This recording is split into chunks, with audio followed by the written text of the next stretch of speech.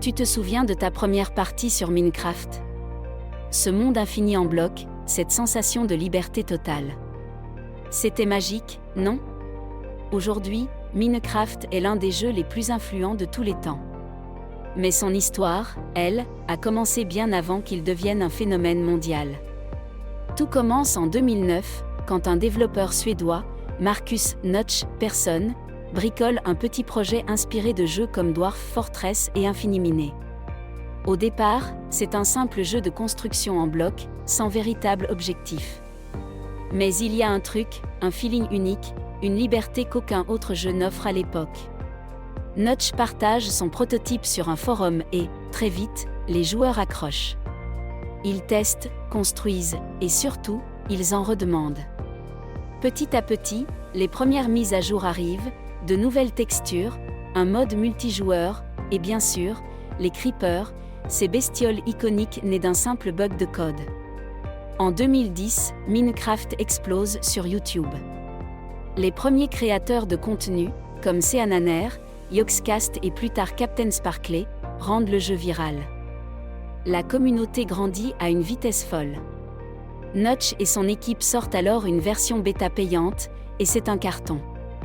Puis en 2011, moment historique, la version 1.0 officielle est enfin là. Minecraft devient un vrai jeu complet avec le Nether, l'End et, le boss final, l'Ender Dragon. Les ventes explosent. Minecraft devient le jeu du moment. On y joue à l'école, dans les bureaux, partout. Mojang, le studio de Notch, ne suit plus le rythme, et en 2014, un coup de tonnerre, Microsoft rachète Minecraft pour 2,5 milliards de dollars. Certains fans sont sceptiques, mais au final, Microsoft va préserver l'essence du jeu, tout en l'amenant encore plus loin. Avec le temps, Minecraft continue d'évoluer. Le jeu s'enrichit avec des mises à jour majeures. 2016, l'End Update qui améliore l'Ender Dragon. 2018, l'Update aquatique qui révolutionne les océans.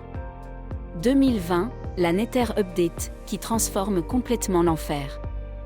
2021, Cave et Cliff, avec des grottes immenses et des montagnes encore plus hautes.